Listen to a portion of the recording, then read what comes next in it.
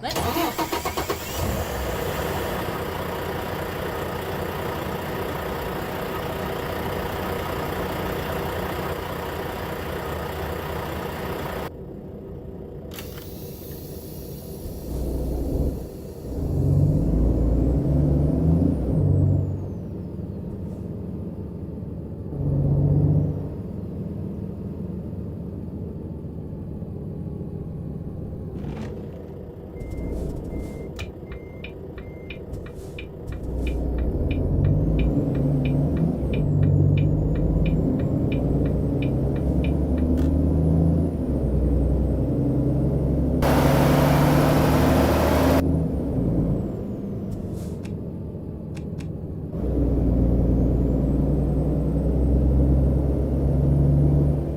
Get ready to turn left.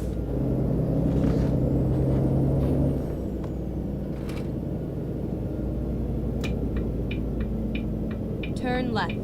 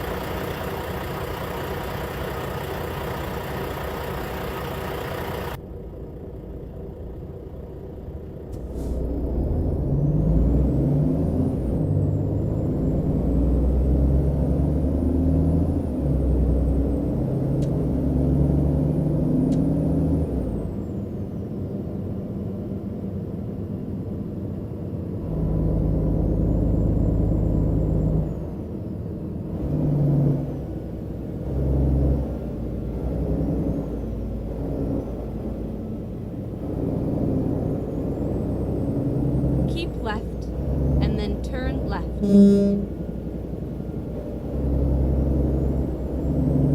Turn left.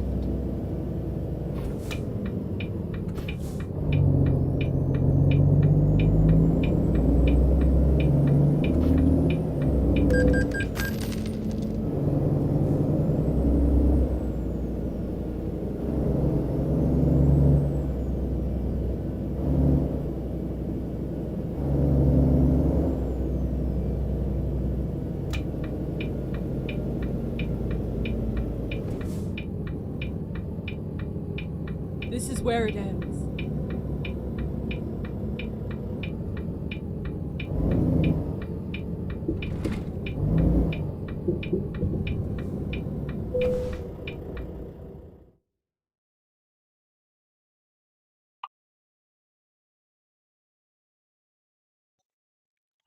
Greeting everyone. This is John Cap with the 2014 model Volvo VNL.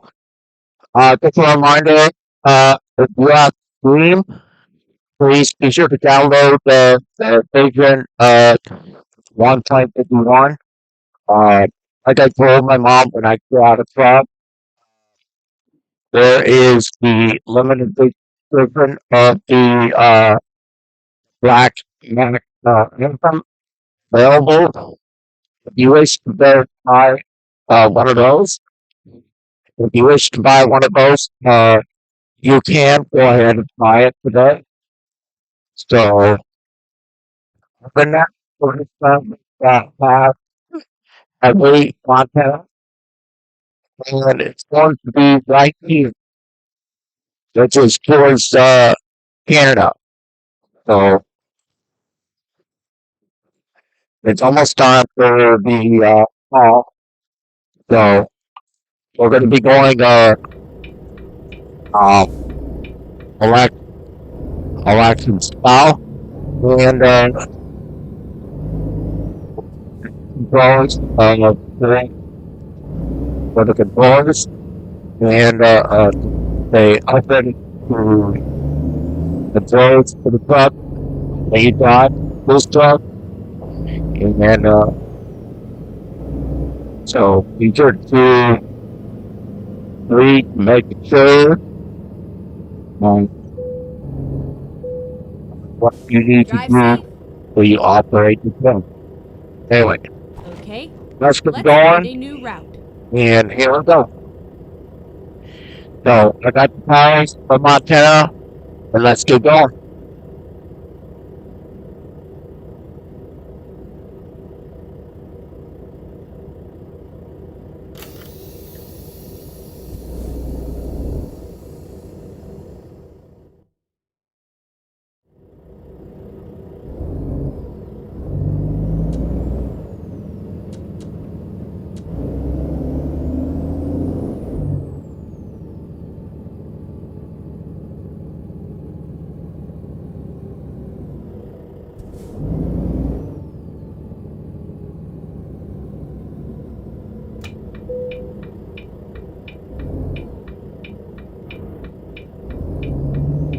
Recomputing.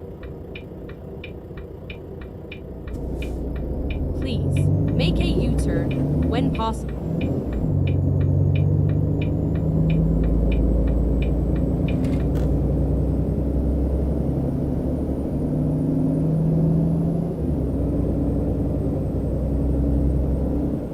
Keep right, and then turn right.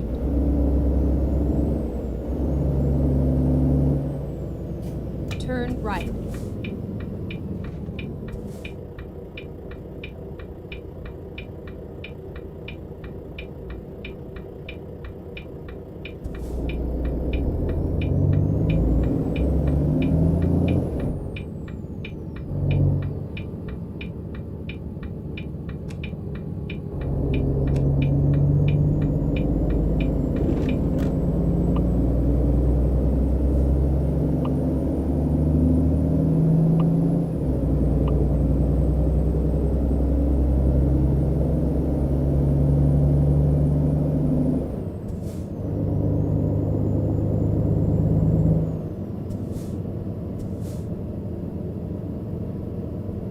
Keep left, and then turn left.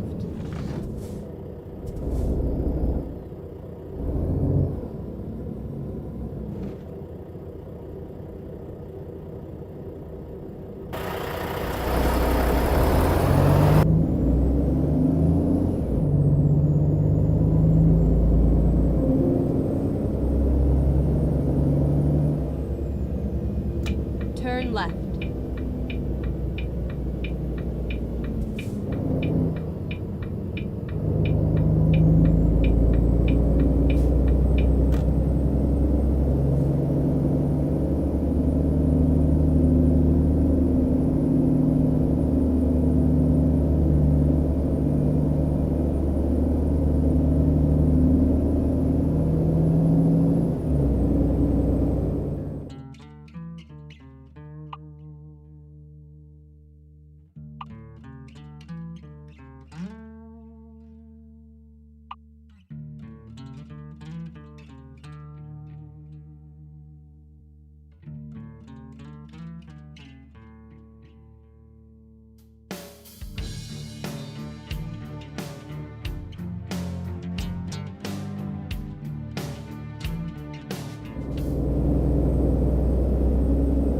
Keep right, and then exit right.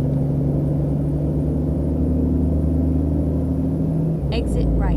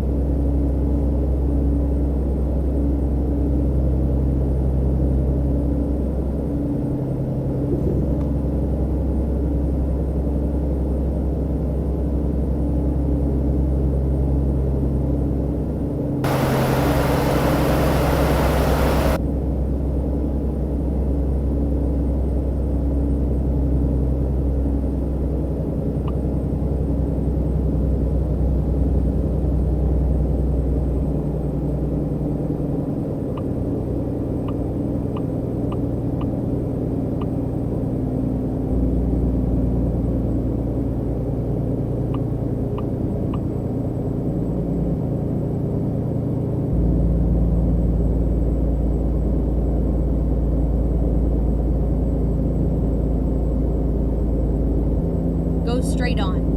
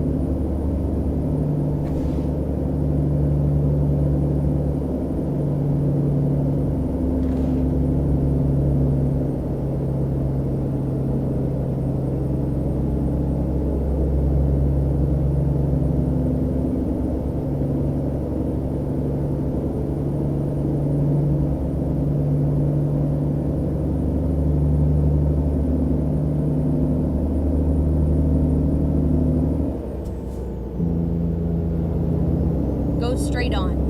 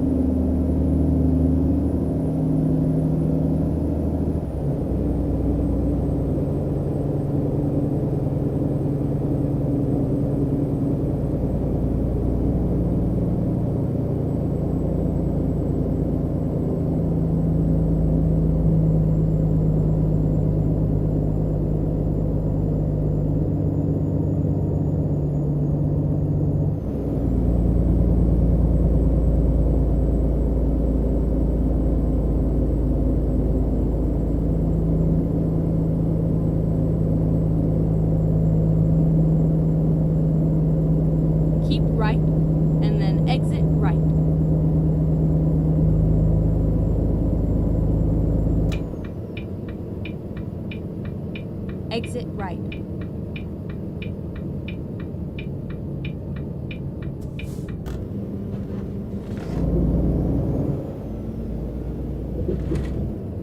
Turn left.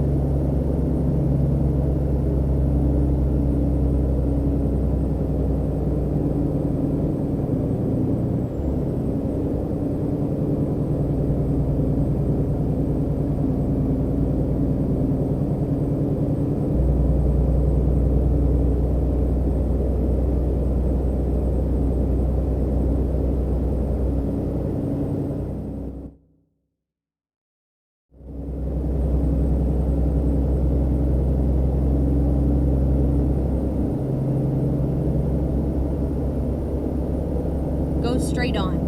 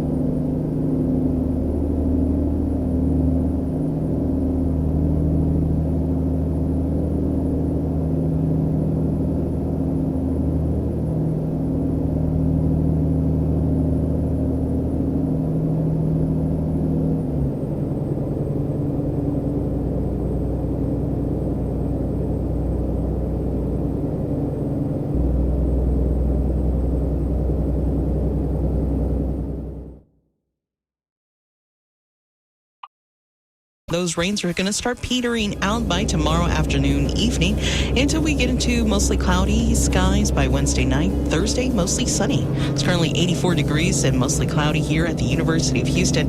We're still keeping an eye on that storm that's moving through the Gulf Coast and into Louisiana.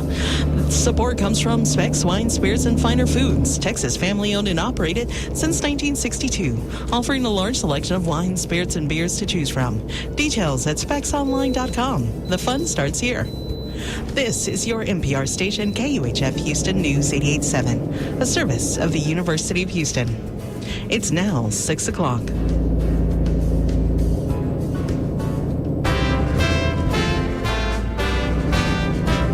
President Kamala Harris and former President Donald Trump are facing off in Philadelphia tonight. It's their first and potentially only presidential debate with less than 2 months till Election Day. For Tuesday, September 10th, this is All Things Considered from NPR News.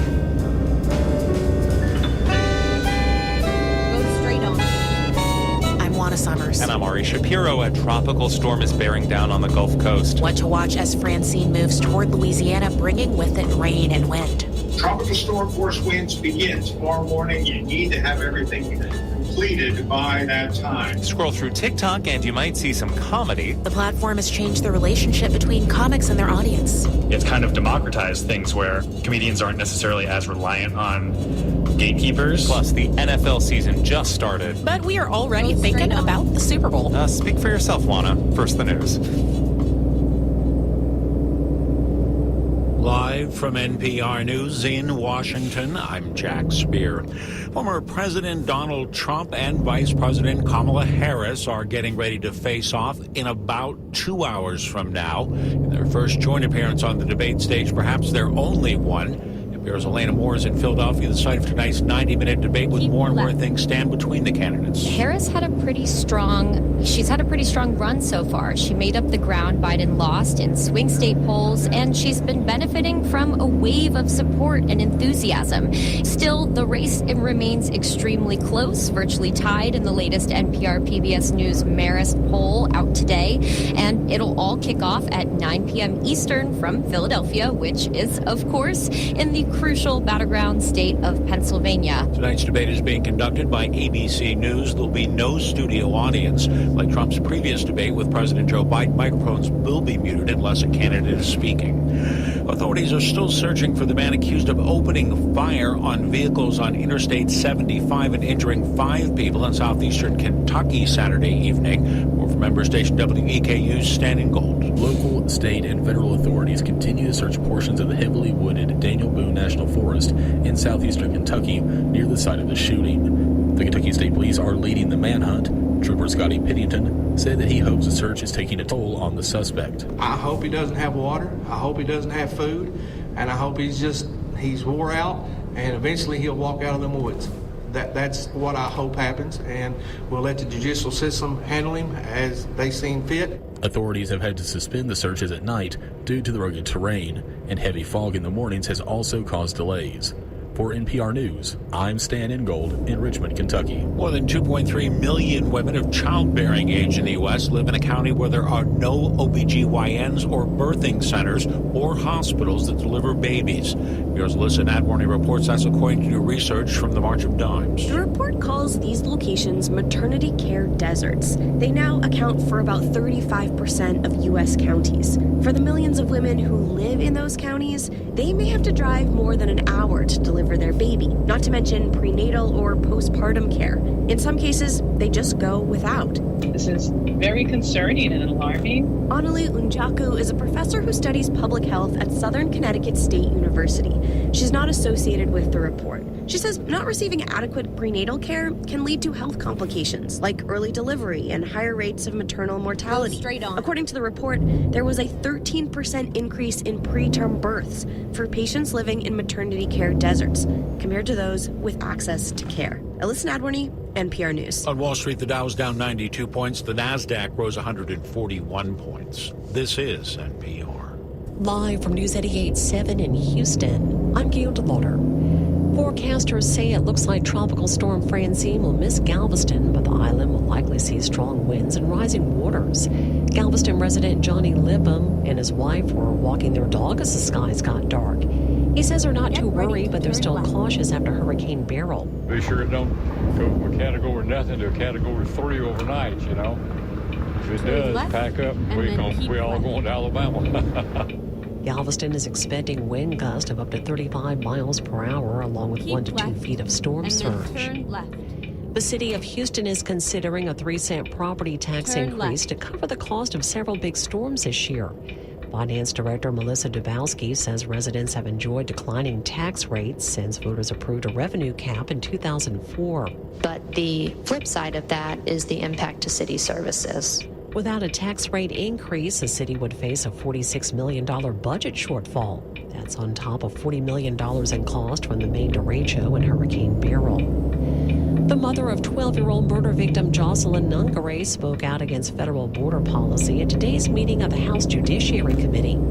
Alexis Nungaray told how her daughter was killed June 17th in North Houston. 2 Venezuelan men who were in the country illegally have been charged with her murder. I'm here to use my voice and raise awareness of how broken our country has become with these open border policies. My daughter should have been able to safely walk across to the store knowing that she was going to make it home. Nungaray told lawmakers she's working with Republican Senator Ted Cruz on legislation requiring ICE to fill all detention beds before their release undocumented immigrants. The Astros play the Oakland A's at Minute Maid Park tonight. First pitch is just after 7. And we'll have this evening's presidential debate on Houston Public Media. It'll be broadcast live at 8 tonight on News 88.7 and TV 8. Tropical storm watch remains in effect along the southeast Texas coast.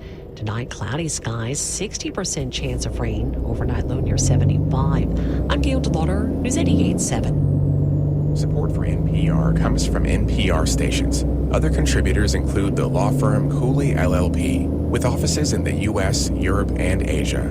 Cooley advises entrepreneurs, investors, financial institutions, and established companies around the world, where innovation meets the law. This is All Things Considered from NPR News. I'm Juana Summers. And I'm Ari Shapiro. Former President Donald Trump and Vice President Kamala Harris are facing off tonight in Philadelphia, and the stakes couldn't be much higher. A new NPR PBS News Marist poll shows 7 in 10 Americans plan to tune into the debate, and nearly a third say what they see tonight will help them decide how to vote. NPR White House correspondent Franco Ordonez is here to talk about the risks and rewards of what could be the most decisive moment of the election. Hey, Franco. Hey, Art. I've just finished talking about how high the stakes are, and there's one more thing. This might be the only debate between these two candidates. So what do each of them need to accomplish tonight? Yeah, that's right. I mean, tonight is their first face-to-face meeting, and there are no other presidential debates on the calendar. I mean, this is really more of a critical moment for Harris than Trump, though. I mean, she is still looking to define herself in the eyes of voters before Trump does that. So many voters still don't know much about her, and they're seeking to learn more. I mean, it's perhaps the biggest stage of her political career, and despite that wave of energy and momentum that she's unleashed over the last month, that her campaign has unleashed, this race is still very much tied. So if Harris's task is to define herself for voters, what is Trump's task tonight? Well, Trump's task, I mean, I will say that it is no secret that he is a very polarizing figure. Of course, most everyone knows who he is. There is really little that he can do or say that is going to surprise many people. That said, he doesn't really want to remind voters why he is so polarizing. So I think the bigger goal for Trump is to kind of continue to try to define Harris on his terms versus instead of hers. You know, to that point, Trump has had one opponent for nearly 8 years now, but the departure of Biden and the entrance of Harris has upended his campaign strategy. How might that factor into tonight's debate? I think it could. I mean, it's safe to assume that the dynamics will be very much different from that debate. Trump, of course, is going to be Trump. But Harris is much younger than Trump or Biden. She has more energy. She is less likely to struggle when Trump attacks her. And as as a former prosecutor, she can hold Trump to account in ways that Biden couldn't. She can talk back to his, mistruths. Also, similar to the last debate, highlighted Biden's age, this debate has the potential to highlight Trump's age. He's only a few years younger than Biden, and he's been giving some rambling speeches that have gained more scrutiny since Biden left the scene, or the campaign at least. I mean, if Trump fails to answer some questions, if he goes off on tangents like he sometimes does, this debate could lead to more scrutiny about his age and his fitness for the office, especially since so much of this debate could be consumed in small clips on social media. Okay, so the age is one big difference. Another big difference is that Harris is a woman, she is a woman of color, and that also presents a challenge for Trump. You've reported on this. Yeah, it really does. Trump has struggled with women in power.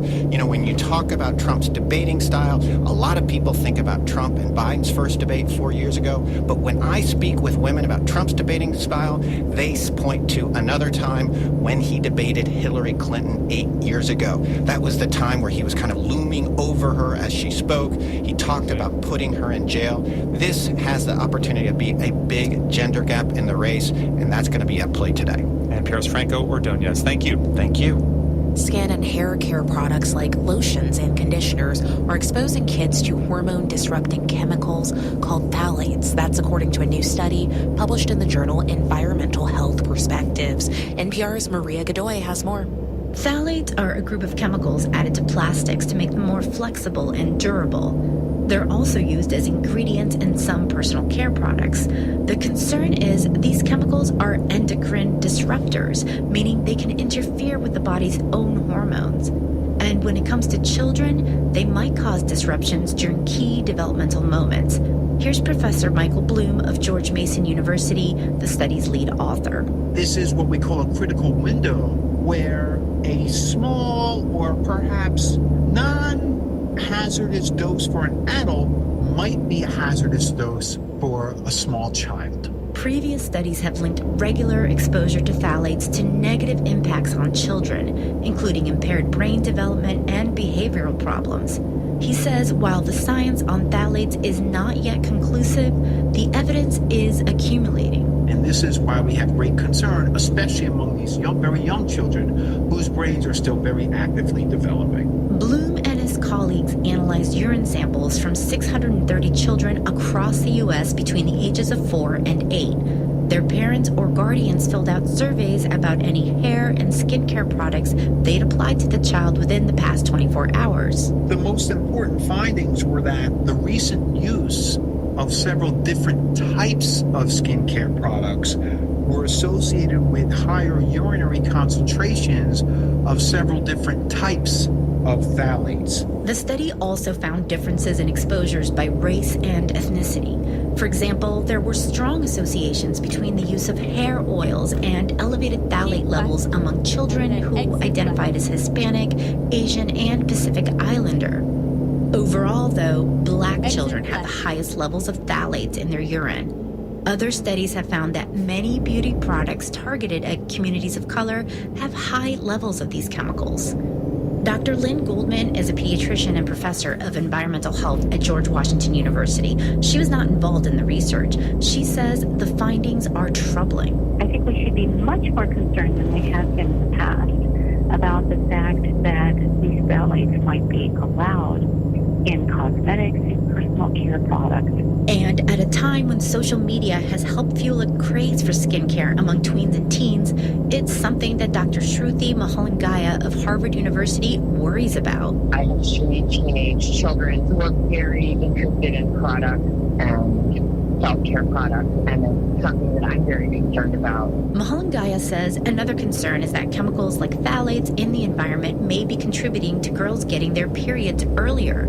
She advised her own kids to download a free app called Yuka. Shoppers can simply scan the barcode of a product while in the store, and the app will flag potential health concerns linked to ingredients. But Dr. Lynn Goldman says that ultimately, it shouldn't be up to parents to police these products. I think it's a job for the FDA, it's a job for the EPA. She says regulators need to take a closer look at phthalates and ask tougher questions about how all this cumulative exposure may be affecting Godoy, NPR News. TikTok has upended the comedy business. Instead of being scouted at small clubs, talented, funny people are getting noticed on social media. Take Jane Wickline, who's in the TikTok comedy show Stapleview. Saturday Night Live just announced her as a new cast member. As NPR's Elizabeth Blair reports, she and many other comedians you may not have heard of are winning millions of fans on the platform. South Florida resident Sandy Meredith says pretty much all she does on TikTok is watch comedy. Something to lighten the day, something to entertain. One of her favorite comedians is Josh Robinson, a fellow Floridian who goes by the handle OMG It's Wix. His sketches are all about living with the elements in the Sunshine State. The ocean, hurricanes, the insects. Sometimes Robinson edits himself into video clips of only in Florida type sightings. What's going on out here? In this one, he's in his car watching 3 sandhill cranes stalk an alligator crossing the street. Robinson roots for the gator. Hey man, don't look back. They on your trail. Don't look back. Don't look back. OMG It's Wix has 1.5 million followers on TikTok. Eventually, he put his content on other platforms, including YouTube. With the money he's made from brand sponsorships, Robinson was able to quit his job as a customer service rep at a call center. I didn't really have any expectations going into it, just having fun and being able to have a creative outlet. I never expected all of this to happen. There are tons of comedians like Robinson who are creating their own sketches, putting them on TikTok, and watching their fan base skyrocket. Another is Delaney Rowe, who's famous for her parodies of annoying female movie tropes. This one is called The Character with Unwanted Supernatural Powers Who Just Longs to Be Normal. Dude, you just flipped a car! Shut up! I am literally just trying to pass trigonometry. Since racking up nearly 3 million followers on TikTok, Rowe landed a big-time Hollywood agent and appeared in movies.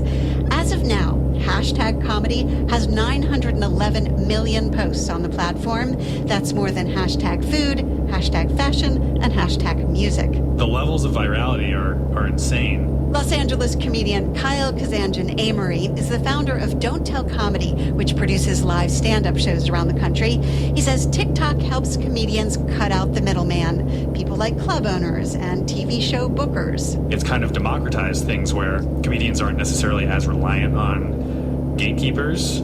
There were days where I'd open up TikTok and be like, oh wow, we have 800,000 new followers in 24 hours. Darcy Michael was a stand-up comedian for years. During COVID, when TikTok was exploding, he and his husband, Jeremy Bear, started posting silly day-in-the-life videos. I don't understand. He went to the store for eggs and he bought a truck. How many eggs we're going to be able to fit in this truck, Jeremy? Darcy and Jer now have 3.8 million followers on TikTok and millions more on other platforms. Jer used to be an office manager for a supply company. Even though he'd never performed in front of an audience, Darcy says clubs and theaters started asking them if they'd like to do shows. He says tickets sold fast. They toured the U.S. They're about to tour the UK and Ireland. And in November, they'll release their first special. I'll always have a soft spot for TikTok because they did something that 20 years in the industry couldn't do for me, and that was find my audience. And for the comedy-loving audience, TikTok is an endless source of bits. Elizabeth Blair, NPR News.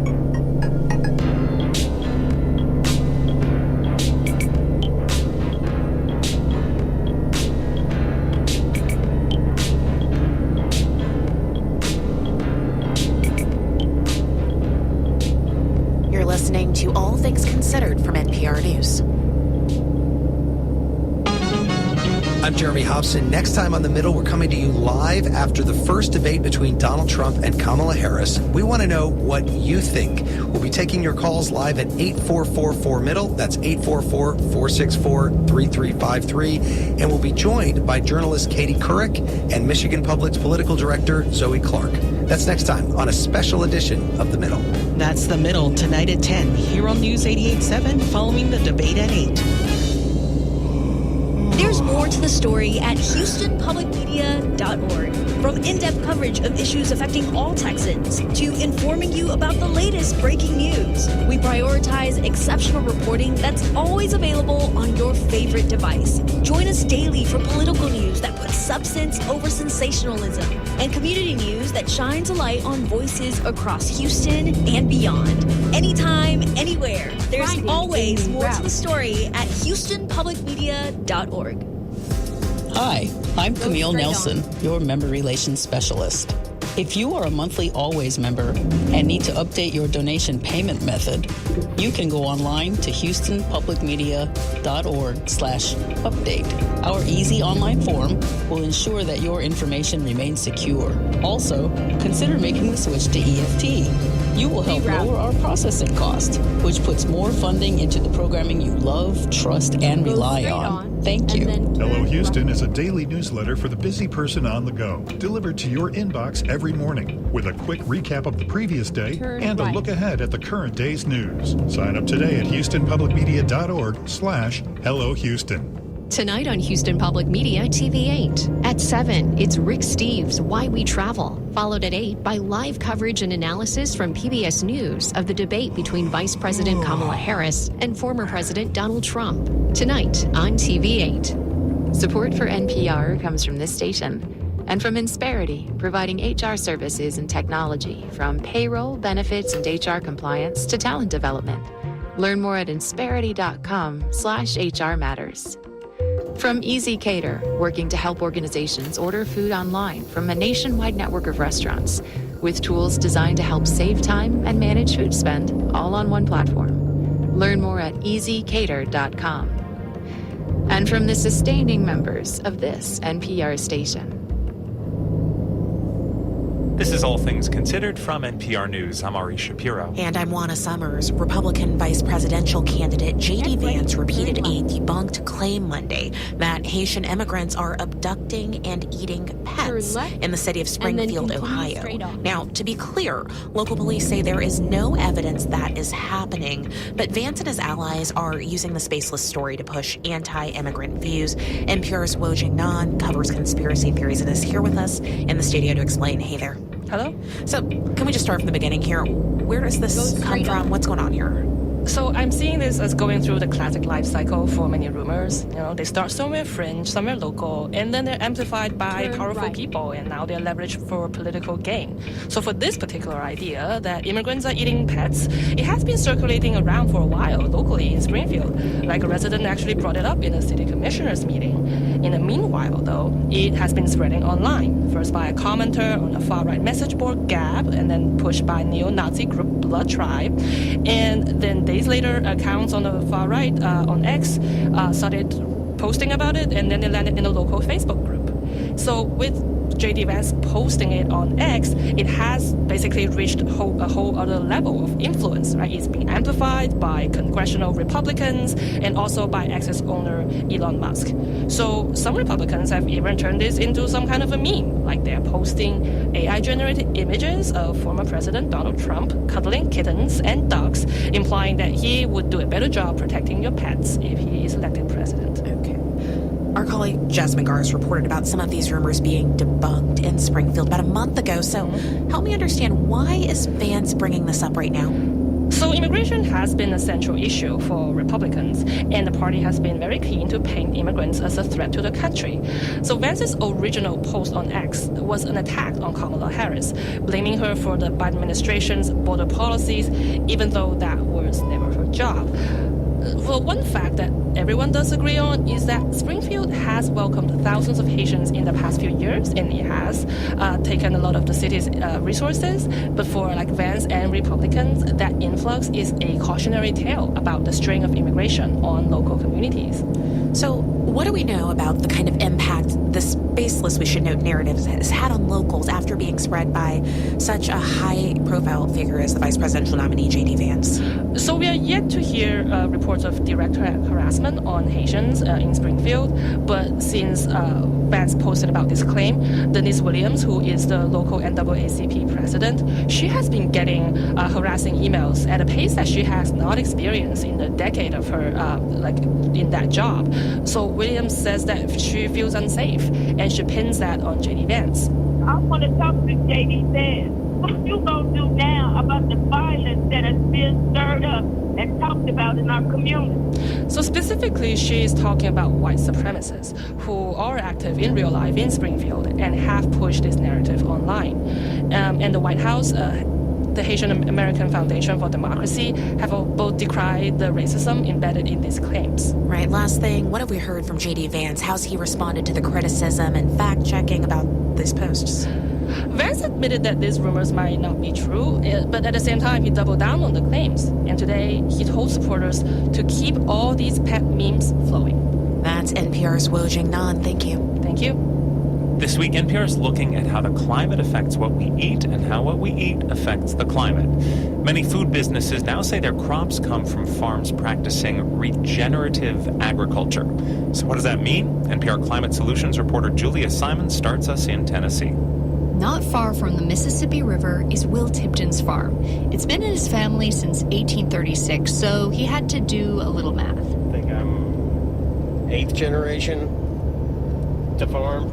For most of those generations, his family planted one crop per field. Straight soybeans, soybeans, soybeans. But in recent years, he's tried something new. No, this is definitely a turnip.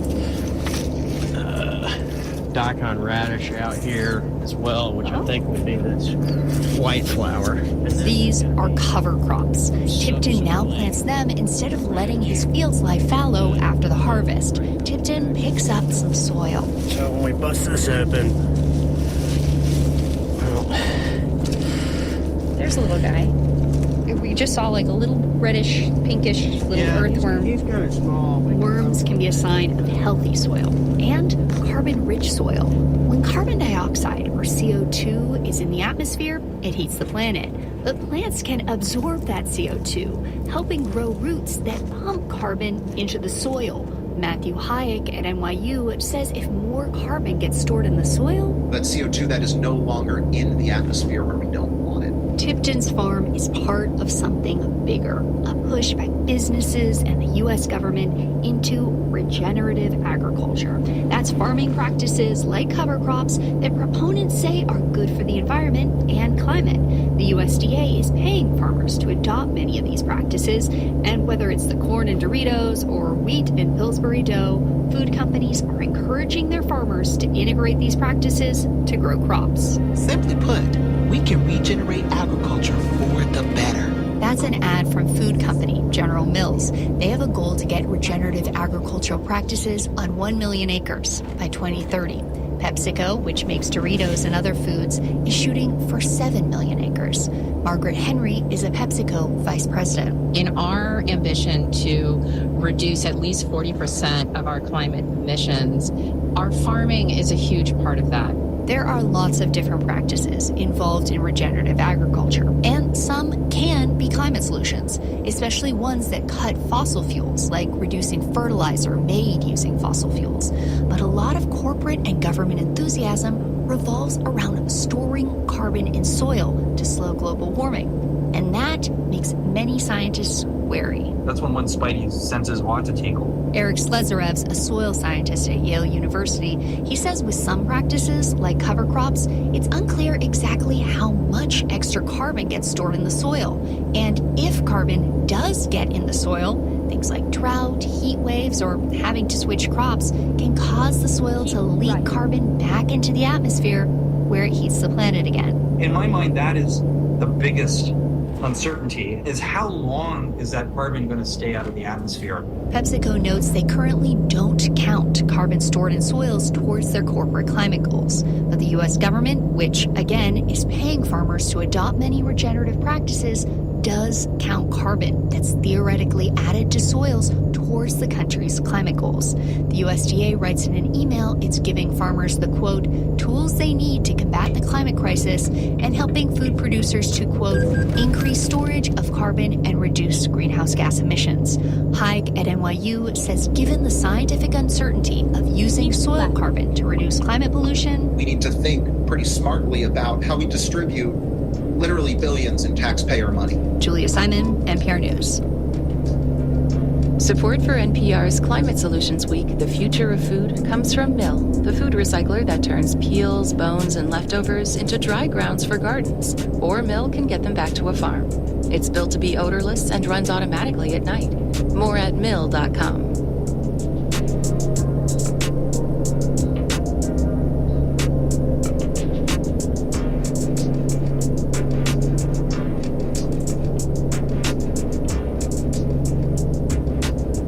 This is NPR News.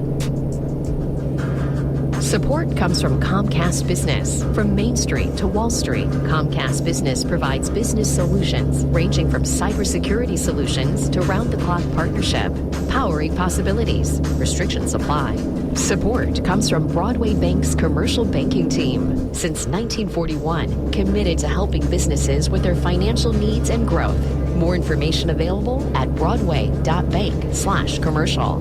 Member FDIC. Support comes from Steinway Piano Gallery, announcing the Steinway Closed Door event September 14th. Whether you're an accomplished piano player or looking for your child's first piano to bring the joy of music to your home, more at steinwaypianos.com. And Houston Christian University, with a community of faith and learning where students can find lifelong friends and mentors, offering a variety of undergraduate and graduate degrees, ranging from STEM, business, education, the arts, and more. hc.edu. This is News 88.7. Marketplace is supported by WordPress VIP. Media, enterprise, and government websites worldwide trust WordPress VIP to run, grow, and secure their websites. Learn more at WordPressVIP.com. In which the theme of the program is how things move around in this global economy. People and data, freight and fuel. From American Public Media, this is Marketplace.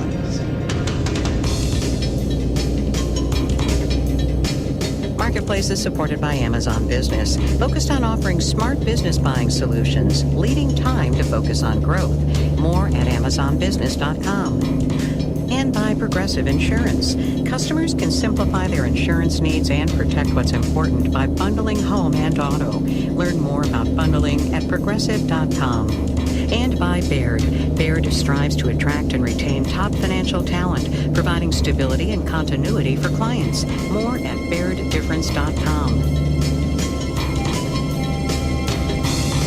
In Los Angeles, I'm Kai Rizdal. It is Tuesday today, the 10th of September. Good as always to have you along, everybody. At the risk of understating things quite a bit, this has not been a great day for American tech companies doing business in Europe. The European Union's top court said this morning that Apple owes Ireland better than $14 billion in back taxes. And in a separate decision, the European Court of Justice dispensed with Google's appeal of a fine it has been fighting for years. And it comes, that Google ruling does, as the company has been fending off a number of antitrust challenges here as well. Marketplace's Stephanie Hughes starts us off. This fine comes to about $2.7 billion, which might not seem like that much in Google dollars, but it's only one part of how much this all costs. From lawyers to PR to everything else, it's very expensive. Rebecca Ha-Allensworth is a professor of antitrust law at Vanderbilt, and she says it's not just Google that will be affected by this decision. If it's expensive and bad for Google, that means other companies who are looking at it are trying not to be the next Google, and therefore acting in ways that are less abusive of their dominance. Also paying attention, regulators here in the U.S. Allensworth says there's a kind of regulatory competition going on between the U.S. and EU, which is known for having a tough stance on antitrust matters. Everyone's kind of trying to be the leader in antitrust enforcement. Europe's approach is now shaping the tech policy debate here, says Jennifer Huddleston with the Cato Institute. The kind of question of, do we need greater regulation in this area, is something that has emerged at times on both the left and the right. Huddleston is a proponent of a light-touch regulatory system, and she worries about the effect a heavier hand could have on innovation in the U.S. What does that send to the next generation of innovators and to the next generation of entrepreneurs? But some feel the U.S. should create new laws around technology, or it risks being left behind, says former FCC Chairman Tom Wheeler. Because the internet means the world is interconnected, the rules that apply in the EU or the UK also end up having an effect in the United States. Wheeler says the antitrust laws we have are not enough. You need broad policies that deal with the behaviors across a broad segment of the economy. And not, he says, just targeted investigations. I'm Stephanie Hughes for Marketplace. Wall Street today a little up, a little down. Same, by the way, for Apple and Alphabet shares. Apple down, Google's parent up. We'll have the details when we do the numbers.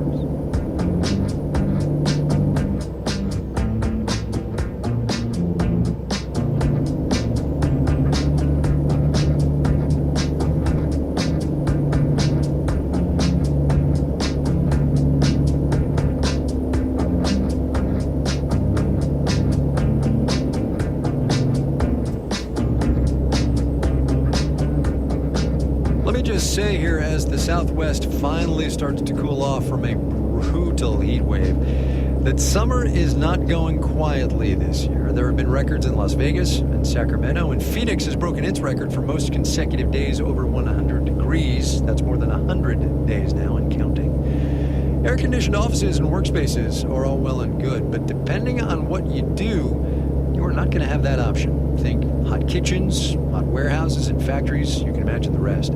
Here in California, the state is trying to make sure workers in those kinds of places stay safe, as Marketplace's Kaylee Wells reports. The Agora Hills Farmers Market in suburban western LA County is squarely in the middle of a shadeless parking lot. It's got the oppressive burn-your-scalp heat from the sun and the radiating warm-your-shoes heat from the jet-black pavement. Today, the high is hovering around 90 degrees. There are hardly any customers coming through. Hi, how are you? A few who braved the weather are buying drinks from Artie Entizam's food truck. Just one? Two? Okay. Cash or card?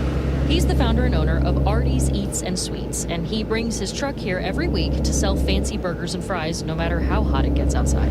The grills are temping about 380 degrees Fahrenheit.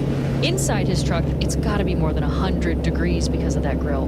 He says he doesn't even turn on the air conditioning because it doesn't help. So the best is to get the windows open, the back door open, behind the screen, and then just sort of let air flow. So he keeps a water bottle handy and relies on the strong threshold for pain he says he's built up. This is part of the food truck game. You know, it's survival, and you're working, and you got to make money, and you got to make sure things are getting paid. And sometimes it's not about like, oh, you know, today I don't feel like it, it's too hot. You know, sometimes you got to go. But it's not just a test of will and grit. Heat can be dangerous. If you're working outside, you're likely to be sweating more, which means releasing more energy. Your body's working a little bit harder, and so your body needs more hydration and more time to be able to cool off. Dr. Kimberly Petrick is a family physician at Kaiser Permanente Santa Monica. She says people who work in the heat often get rushed in to see her with heat-related symptoms. High heart rate, fast breathing, confusion or loss of consciousness that sometimes happens, like people might faint. That's when they tend to come in and seek that care.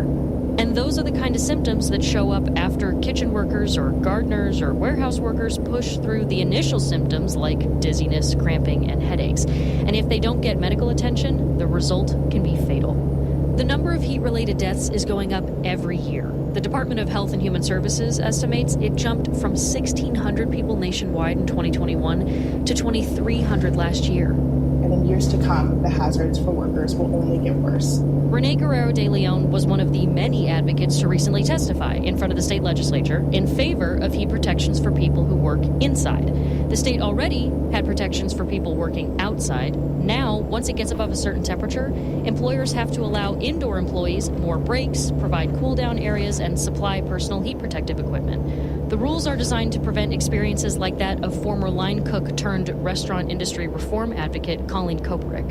You know the saying, if you can't stand the heat, get out of the kitchen? I had to. In my last job as a pastry chef, I suffered from heat illness due to extreme indoor heat. I was dry heaving in between taking rounds of pastries out of the oven, and I had to quit, effectively ending my career. Food truck owner Artie Entizam says he doesn't always take the precautions the state requires for himself, but he makes sure his employees do.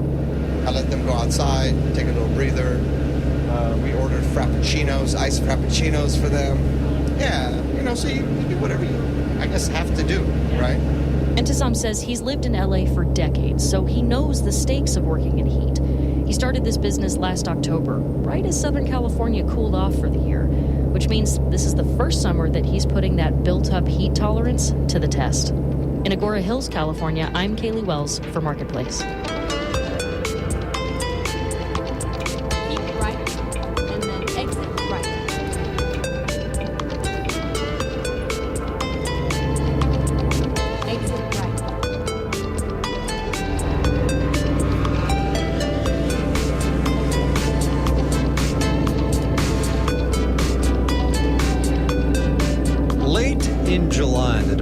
Justice did something it hadn't done since the late 1970s. It sued a freight railroad for delaying Amtrak trains.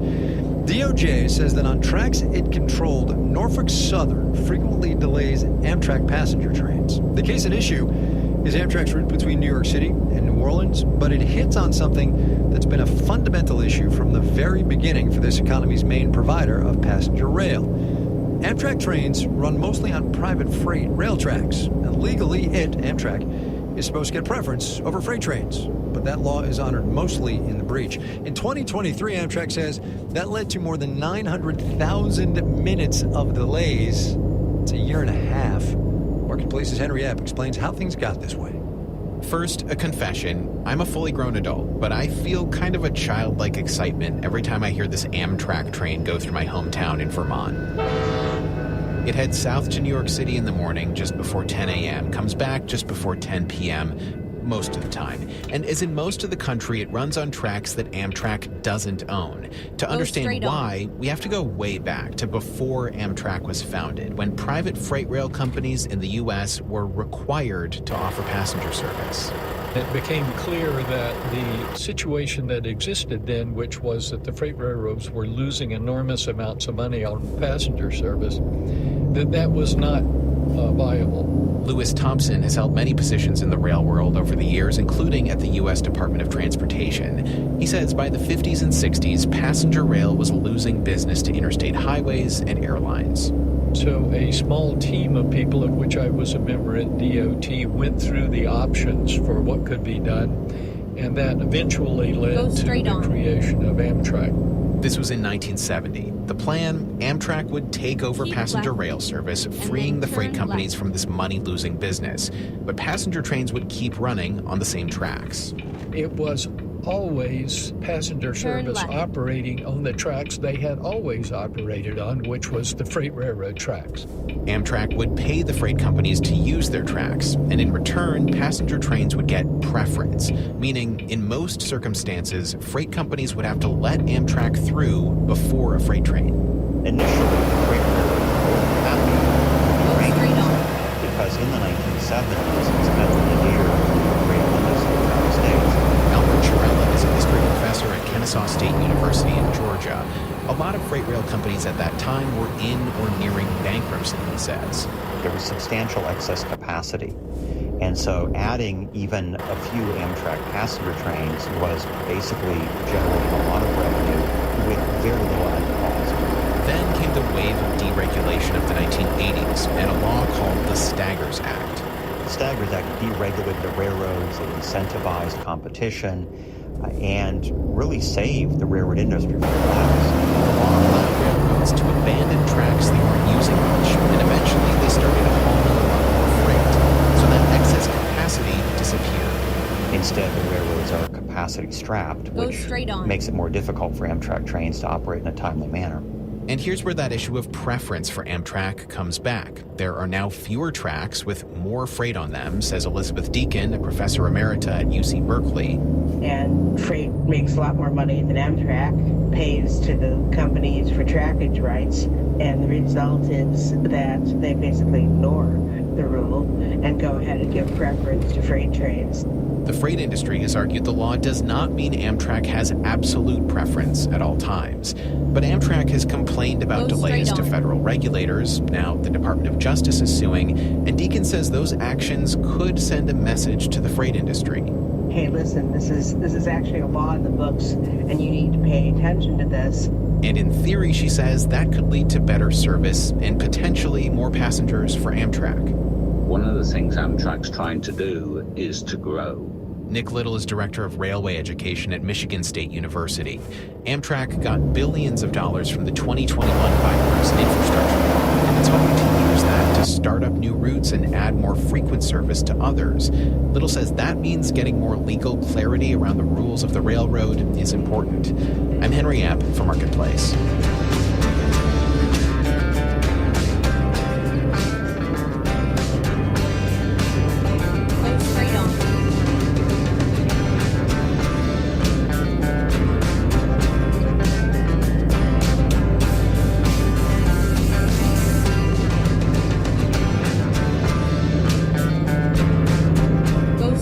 There's an analogy to be made here about how things move around in this economy.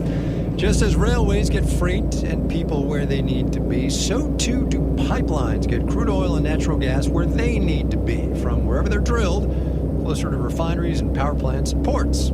I mentioned that because there's a new pipeline scheduled to begin service this month to move natural gas out of West Texas, home, as we have reported, to a glut of natural gas. And as Marketplace's Elizabeth Troval reports, there are actually several Permian pipelines in the pipeline. Where there's crude oil production, there's natural gas. And in the Permian Basin, there's a lot of both. Tom Sang is with Texas Christian University.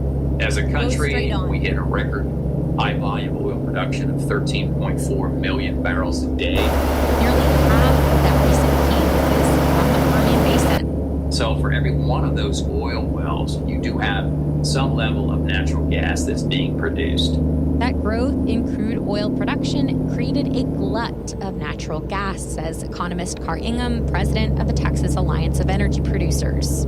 It's being produced by companies who want the crude oil, and they're having to deal with natural gas as a byproduct. It's been detrimental to prices, says Ed Hers with University of Houston. We've seen many instances over the past half a dozen years where the price has actually gone negative. In other words, the natural gas has really had no place to go. The new pipelines in the works will give all that Permian natural gas a purpose. Carr Ingham again. They're going to go to the Gulf Coast, where they're going to be put to use in plants that utilize that natural gas. It's going to be loaded on boats and LNG facilities and sent somewhere around the world. These pipelines, which roughly cost $1 million per mile to build, will also level out regional natural gas prices, says Tom Sang. The physical balancing act of adding more gas and moving it from one side of the state to the other is also going to balance prices out between the west side of Texas and the east side of Texas.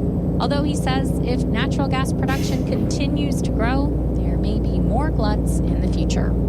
I'm Elizabeth Troval for Marketplace.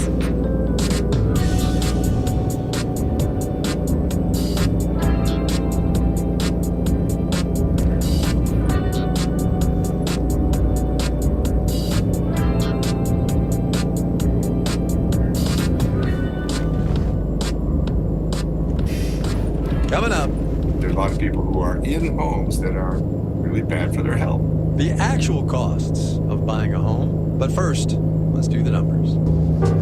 Dow Industrial is off 92 points today, just shy of 0.25%, finished at 40,736. The Nasdaq added 141 points, a little bit more than 0.8%, closed at 17,025. The S&P 500 gained 24 points, just shy of 0.5%, 54,95. Just hours after Apple unveiled its latest iPhone, its global rival Huawei unveiled a triple fold phone. Starting price, brace yourself, $2,800 American dollars. Apple, as I mentioned, softened just a little bit more than 0.33%. Huawei, privately held. Shares in Oracle accumulated 11.4% today after the cloud computing services provider announced quarterly results that beat expectations.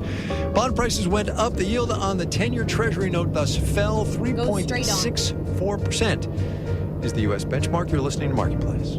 The Numbers is supported by Odoo.com, your entire business on one platform. Marketplace is supported by Babbel for Business. With over 13,000 hours of language courses, live instructor-led classes, and business-specific content, Babbel is helping companies break down language barriers and improve workplace safety. Learn more at babbelforbusiness.com.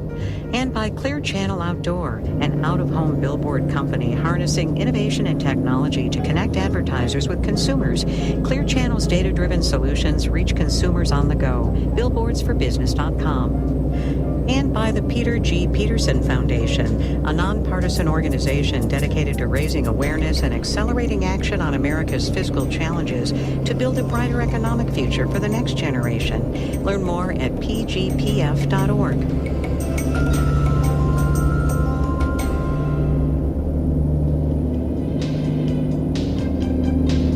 On the next Houston Matters, a Francine update. Also on our political roundup, we'll recap the presidential debate and discuss other developments in local, state, and national politics. Join us.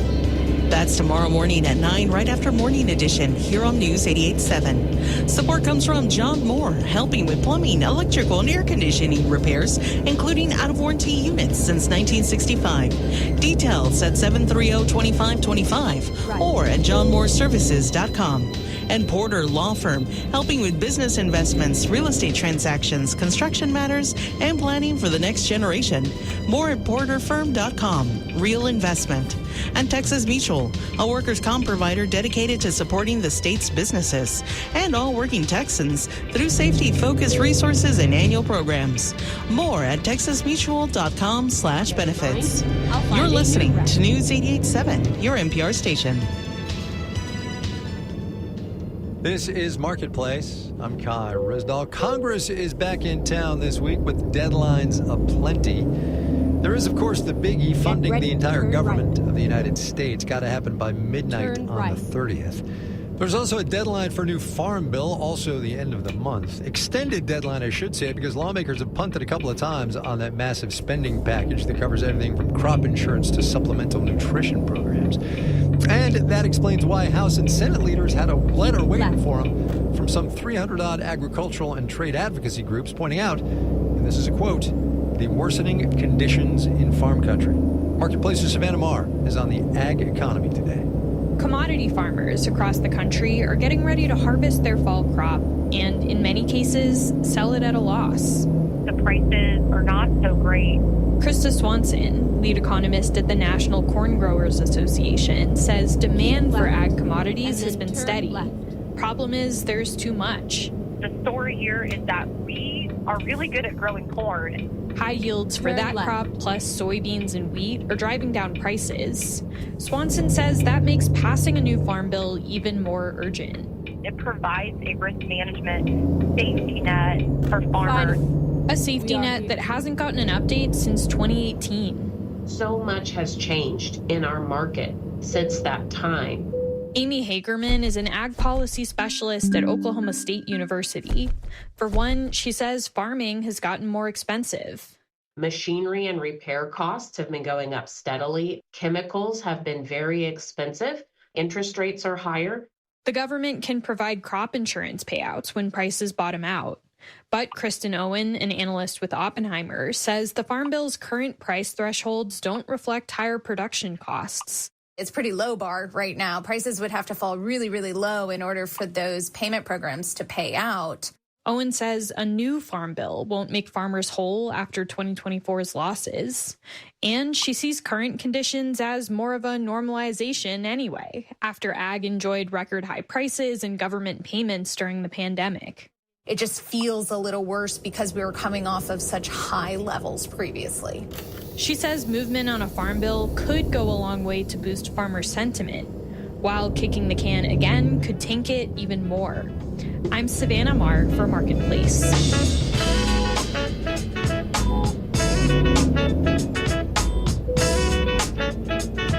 Okay, here we go.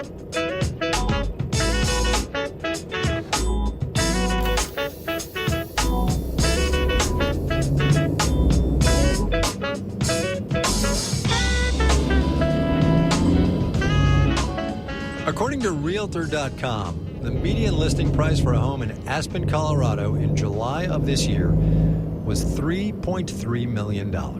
Median, of course, is half the homes cost more than that, half less. Bigger point being that buying a home in an ultra-upscale resort town like Aspen is a privilege reserved for a select few. For the non-jet set, there are affordable housing programs that can help. Some that sell homes below market rate for lower-income buyers. Aspen has been running one of those for decades, but as Hallie Zander reports now from Aspen Public Radio, the purchase price is really only part of the cost. Stephen and Ashley Miller have lived in Aspen for more than 10 years, and a few years ago, they had twin boys, now 4.5. What's your favorite bath toy? Stephen works at a local school, Ashley a physical therapist. They wanted to set down roots in Aspen, but with their income, it would be tough to buy on the regular housing market. So in 2021, when they won a lottery to buy an affordable condo through the local housing authority, they were thrilled. If we had just had to figure out the rental game and bounced around as costs went up and things changed, I think it would have pushed us out. Straight on. They paid $262,000. That year, the median price of a 3-bedroom condo was more than $3 million. But when they moved in, they found lots of problems that the home inspection hadn't revealed. Water damage and black mold in the floors, cabinets, and drywall of one bathroom. The repair bill came in at more than $11,000. And after just buying a place, money was tight. Oh, yeah. I mean, I didn't have the cash, period, to just, do any of these projects outright. There's not much incentive for homeowners who buy these affordable units to invest in repairs, since future sale prices are capped. That's to make sure these homes stay affordable from one owner to the next. So last year, Aspen tried something new. It started offering these homeowners up to $10,000 for essential repairs. The Millers got $8,000 for their bathroom and had to pay about $3,500 out of pocket. Worth it, though, to make their homes safe and healthy for their kids. There's a lot of people who are in homes that are really bad for their health. That's Todd Swanstrom, a professor at the University of Missouri St. Louis, who co-authored a recent study on nationwide housing deterioration. He says most affordable housing nonprofits or programs don't have the resources to tackle these repairs. It doesn't help that the need is sometimes invisible. Swanstrom says if you drive by a deteriorating home, you may see a broken window or a collapsing porch. But you don't see the child inside the home suffering from asthma attacks because of mold, and you don't see the elderly couple on the verge of heat stroke because they don't have adequate air conditioning. Aspen's new program is trying to help, but it does have its limits. First, homeowners must pay for repair costs up front before they're refunded. They could apply for a home repair loan, but because the value of their home is lower than it would be on the open market, they'd qualify for less money. Some homeowners try to save up and pay for the maintenance themselves. Ryland and Kim French moved into their Aspen condo in 2020. It was built in the 80s and had some problems. We needed to address mold issues. We spent a couple $1,000s on insulating shades. Because their home is part of the local affordable housing stock, it's not clear if all those upgrades will be factored into the home price when they eventually sell. We spent $1,000 on this nifty air quality system. And with a kid on the way, they're starting to question how much they want to continue improving the place. Before we start putting even more money in, we want to be in a 3-bedroom that we can be in for the next 20 years. But in order to afford their next home in Aspen, they'll also have to purchase it through the same local housing authority. And who knows how many repairs that place will need. In Aspen, Colorado, I'm Hallie Zander for Marketplace.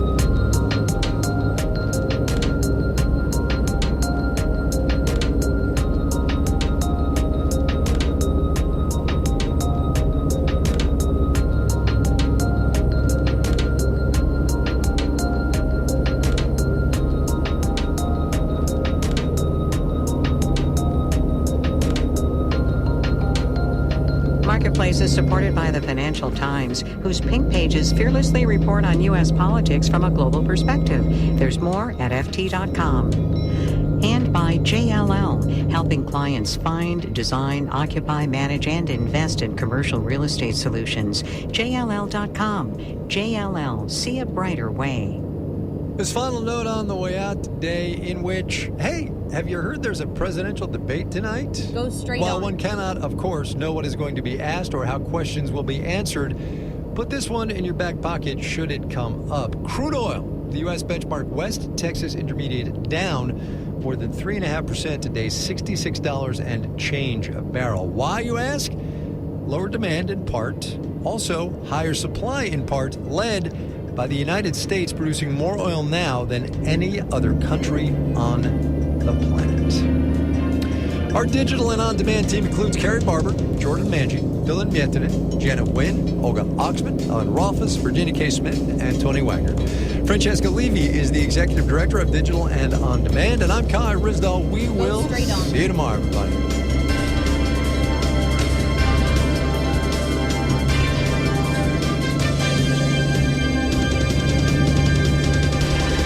This is APM. Support comes from Linscomb Wealth, a wealth management firm partnering with individuals and families dedicated to helping them build, preserve, and manage wealth by creating a customized plan to work toward achieving their goals. More at linscombswealth.com. Tonight on Houston Public Media TV8, explore the recent work of Ken Burns in new interviews with the filmmaker and his colleagues, featuring country music, Muhammad Ali, the American Buffalo, and others. Tonight at 7 on TV8. Tonight's low will be around 75 degrees. Showers are likely throughout the evening. Should be wrapping up soon, though, and you can expect them, at least to peter in and out a little bit tomorrow afternoon, dropping to around 20% by late tomorrow afternoon and into cloudy skies by tomorrow night. Mostly sunny skies by Thursday. Temperatures will be in the mid-80s tomorrow, and temperatures will stay steady in the mid-70s throughout the evening for the next few days. It's currently 84 degrees and mostly cloudy here at the University of Houston. This is your NPR station, KUHF Houston News 88.7, a service of the University of Houston. 610 South Loop westbound before South Post Oak has an accident. 290 northbound eastbound at Tidwell Road as well. This is News 88.7. All the time that we hear, oh, Donald Trump is above the law and Donald Trump, the rules don't apply to him. I will say this. He will go into the election as the only former president and potentially future president to be a convicted felon. And that's not nothing. I'm Sabrina Tavernisi. That's coming up on The Daily from The New York Times. The Daily is supported by Progressive Insurance. Progressive is currently looking for individuals in a variety of career fields who are interested in building a career and joining an inclusive and unique culture. More information, including application, at progressive.com/careers. And by Baird, employee-owned and independent. Baird offers global financial advice focused solely on clients' needs. More information at bairddifference.com. Live from NPR News in Washington, I'm Jack Spear. The most important and possibly the only face-off between Democratic presidential nominee Kamala Harris and Republican presidential nominee Donald Trump gets underway tonight in Philadelphia. Topics ranging from abortion to the economy to immigration are expected to be in the spotlight. NPR's Franco Ordonez explains Trump has been struggling to redirect his message after Harris entered the race when President Joe Biden opted not to seek another term. It is no secret that he is a very polarizing figure. Of course, most everyone knows who he is. There is really little that he can do or say that is going to surprise many people. That said, he doesn't really want to remind voters why he is so polarizing. So I think the bigger goal for Trump is to kind of continue to try to define Harris on his terms versus instead of hers. NPR's Franco Ordonez. The debate is being broadcast by ABC News and will be carried by NPR. The U.S., UK, Germany, and France are imposing new sanctions on Iran. They say Tehran is sending ballistic missiles to Russia. NPR's Jackie Northam reports administration officials say Russia could use the weapons in its war with Ukraine. The new sanctions target the country's state airline, Iran Air, as well as people and entities involved in the transfer of short-range ballistic missiles to Russia. U.S. officials say the missiles give Russia more flexibility to carry out its war in Ukraine, and that Russian military personnel have been trained in Iran to use the weapons. Tehran is already providing weaponized drones to Moscow and helped build a drone factory in Russia. Foreign ministers of France, Germany, and the UK call the weapons transfer a direct threat to European security. Iran's foreign ministry dismissed allegations about the ballistic missiles. Jackie Northam, NPR News. Francine is now a hurricane with maximum sustained winds of 75 miles an hour. Storm expected to come ashore in Louisiana tomorrow. Aiden McCahill with member station WRKF in Baton Rouge reports how residents across the state are preparing for the storm. In a city that vividly recalls devastating flooding in 2016, Baton Rouge residents are flocking with shovels to the 9 designated areas where city officials have positioned sand and sandbags. Gilbert Royal wants to prevent flooding this time around. I had about 5.5 feet of water in my house that year. But many residents like 80-year-old Doris Thompson don't feel they need to evacuate. despite the mayor declaring a state of emergency. Confident that God is in control and that anything that happens is his will. Forecasters say Francine could bring up to 4 to 8 inches of rain in many parts of Louisiana. For NPR News, I'm Aiden McCahill in Baton Rouge. On Wall Street, the Dow was down 92 points. The Nasdaq rose 141 points. This is NPR.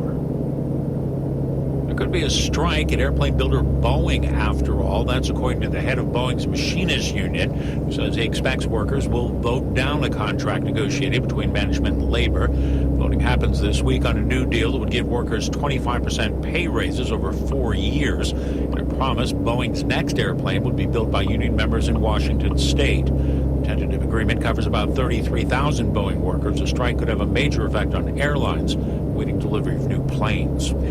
In Jordan, voters are at the polls today to elect members of parliament. The election has been overshadowed by the war in Gaza, but as NPR's Jana Raff reports from Amman, it's still seen as a step forward. These are the first elections since a law 2 years ago aimed at increasing the role of political parties in the kingdom. The law sets aside more than a quarter of seats in parliament for political parties in a system that's been dominated for decades by tribal politics. A majority of Jordanian citizens are Palestinian in origin, and the elections are being closely watched to see how well candidates from Muslim Brotherhood-related parties do. The Palestinian group Hamas, now fighting Israel, emerged from the Muslim Brotherhood, and while the Brotherhood itself is banned in Jordan, it's affiliated with the Islamic Action Front, one of the most powerful political groups in the country. Jana Raff, NPR News, Amman. Crude oil futures prices fell to their lowest level since 2021 today, with continued concerns over weaker global demand. Oil was down more than 4% to settle at $65.75 a barrel in New York. I'm Jack Speer, NPR News in Washington. Support for NPR comes from Simon & Schuster, publisher of The Highest Calling, Conversations on the American Presidency by David Rubenstein, featuring interviews with American presidents, historians, and journalists. Available wherever books are sold. This is NPR. From the New York Times, I'm Sabrina Tavernisi, and this is The Daily.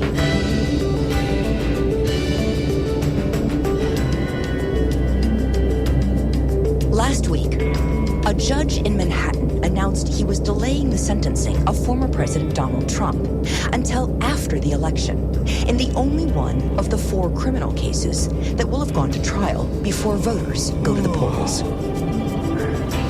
Today, my colleague Ben protests on Trump's remarkable legal win and its limits. It's Tuesday, September 10th. So, Ben, we got some news last week in the Trump trial that had ended in 34 felony convictions. Tell me what happened. So, Trump was supposed to be sentenced this month, and this was all in the Manhattan criminal case where he was convicted of covering up a hush money deal with a porn star, as you might recall. And so he faces up to 4 years in prison. But on Friday, and then this surprise announcement comes. A legal and political victory for Donald Trump. Go straight on. The judge in the case, his name is Juan Merchan, he comes out and he says, actually, the sentencing is going to be delayed.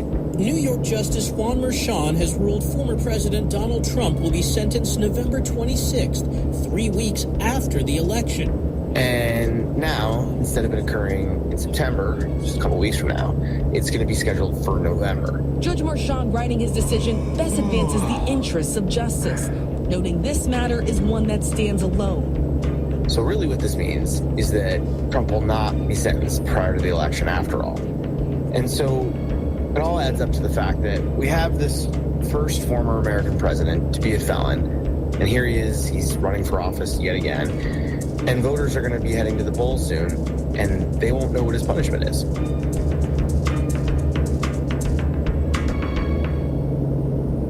That seems very consequential.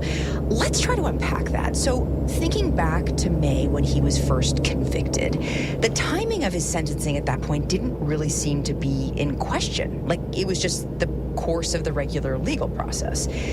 So what happened? So you're right. Originally, he was scheduled to be sentenced on July 11th, But on July 1st, you might recall, the Supreme Court issued this very consequential landmark decision that said that a former president cannot be prosecuted for official acts that they committed as president while in the White House. This is the immunity decision. Exactly. And so, there's still much to be learned and interpreted from this decision, but basically within hours, Trump's lawyers in New York moved to throw out the conviction because they think now that this Supreme Court opinion gives their client immunity, even in this case. And that means in their minds that the judge cannot sentence him as planned on July 11th. Basically, they feel that the judge needs to first consider whether or not to throw out the case altogether. And is there any validity in the argument that Trump's lawyers are making? I mean, that the Supreme Court immunity decision could undermine his conviction? Look, it's a long shot. Almost all of the evidence in this case involves the time period before he was president. It involves payments to a porn star that were made before his presidency. That being said, he did make a few payments to reimburse his fixer, Michael Cohen, for the hush money while he was president. Now, is that an official act?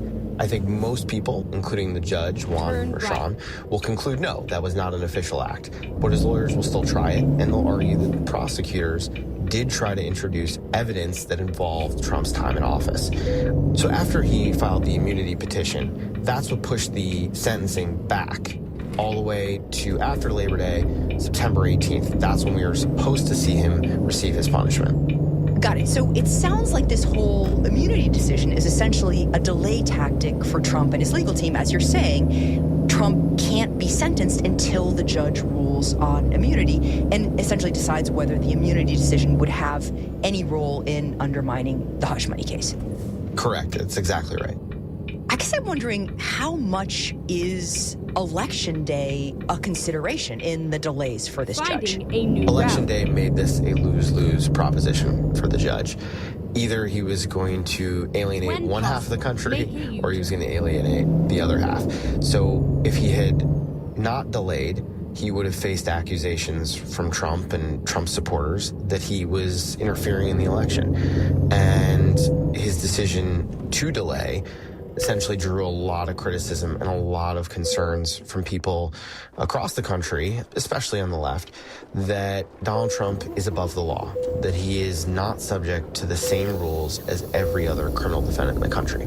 Now, the judge, I think anticipating these questions and these concerns, sort of used his opinion as an endorsement of the court system to work around, to navigate around the political sphere. And he wanted to remove the sentencing from this highly charged partisan environment leading up to the election. So he sort of calls the court system a fair, impartial, apolitical institution. He talks about the sentencing dispelling any notion that there are political considerations involved in this really important sentencing decision. In his mind, yes, the sentencing has to be done, and yes, this election has to occur. But the fact that they were on this collision course seemed clearly to him to be problematic. He notes that there is this unique time frame that the case was in, and there's no way around that. But he was trying to essentially, it seems, remove it from that unique time frame. And do we know, Ben, just legally, how much the judge is allowed to even be thinking about the election when he's making this decision? So we just have no precedent for it, and we just don't know kind of what was in his head, too, about what he thought he was allowed to do under the law. So instead of sort of making a legal decision, he seemed to sort of make what was a practical decision without much consideration to any case law, because, quite frankly, this has never happened before. Basically, like, he didn't want it to be a distraction for the country. So it sounds like it really was about the election, this delay. I think if you read the tea leaves and you read in between all of his reasoning and thinking here, I think absolutely his decision was to take this out of the context of the election, and the driving factor, it seemed for him, was the election itself. Okay, so Judge Merchan has had to contend with a lot of competing pressures here. Sentencing and the timing of that, the immunity request and the timing of that, but also the election. Tell us about Judge Merchan. What's his approach on the bench, Ben? The judge's politics are interesting. So he is a former registered Republican. He's a former prosecutor. He's a law and order guy. He's somebody who believes in the rule of law. And so what we have is a picture of somebody who he is currently a Democrat, as, you know, almost all judges are in New York County. But he's somebody who's, I think, best described as a moderate. The people we've talked to who know him consider him that way. Now, I should know that Trump and his lawyers have sought to get the judge removed from the case because they claim he has a conflict of interest because his daughter is a Democratic political consultant and that one of her former clients was Vice President Kamala Harris. There's absolutely no reason to suspect that her work had any impact on his handling of this case. And by the way, this is not just me saying this. This is the New York State Judicial Ethics Commission who's ruled on this matter and has determined that the judge does not have a conflict of interest, which is why the judge has now 3 times rejected Trump's efforts to oust him from the case. Okay, so now he's going to be sentenced in November after the election. What's going to happen? Like, what is the potential outcome of this sentencing? Truthfully, we don't know. But a lot of people think that he's not going to serve a single second in jail. There's an argument that he is who he is. His political status and his wealth mean that he's going to wiggle out of this without any real consequences. But I'll just say, a lot of our reporting, colleagues and I have done, suggests that is not a foregone conclusion. There is still very much a chance that Donald Trump will serve time for his crimes.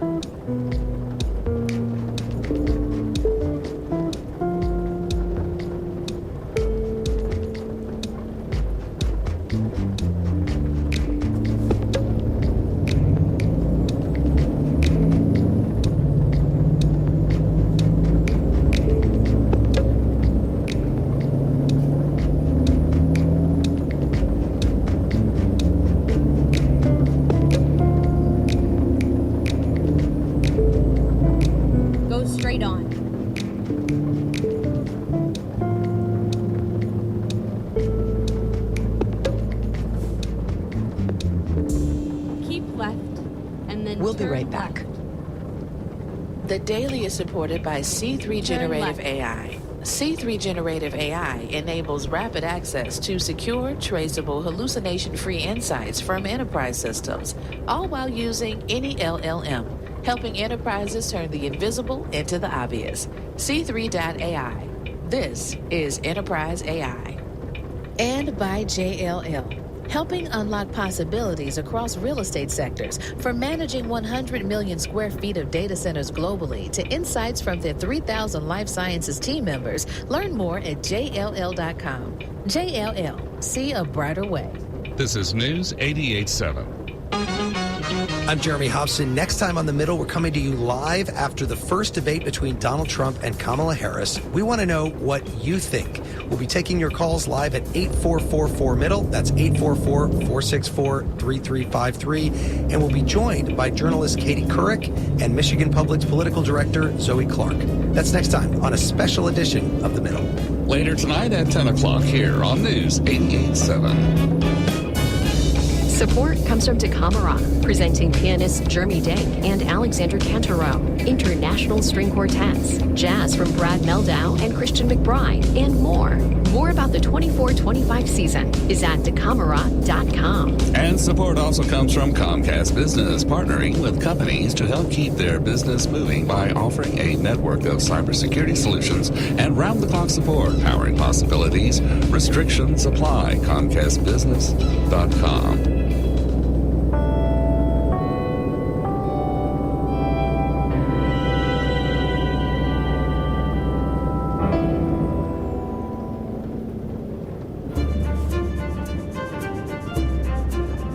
So at President Trump's trial, they were talking about how he might end up in jail. if he continues to violate these court orders. Is Rikers prepared for that? Do you guys have those discussions yet? And if so, what would that even look like? Our amazing commissioner, she is prepared for whatever comes on Rikers Island. They're professionals. They'll be ready.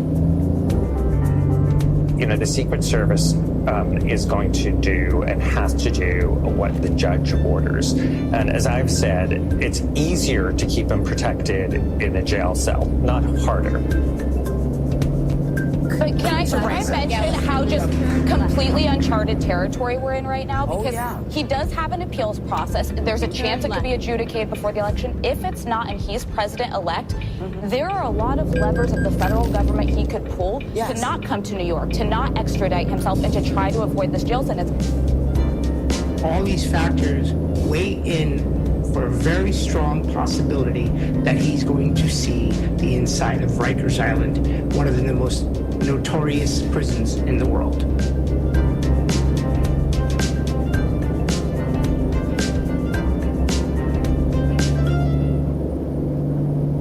Ben protests on the delay in sentencing in former President Donald Trump's hush money case to after the election.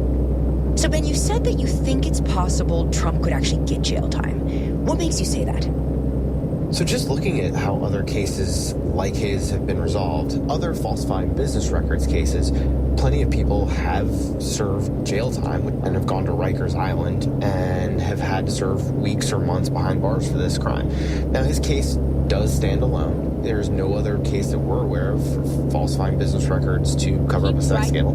But there have been plenty of falsifying business records cases, and we're able to look at them and we're able to sort of see where these cases go. And I will also note that Judge Merchan is not someone to impose easy punishments, including for white-collar offenses. And how does Trump's case fit into all of this? Well, he's a first-time offender.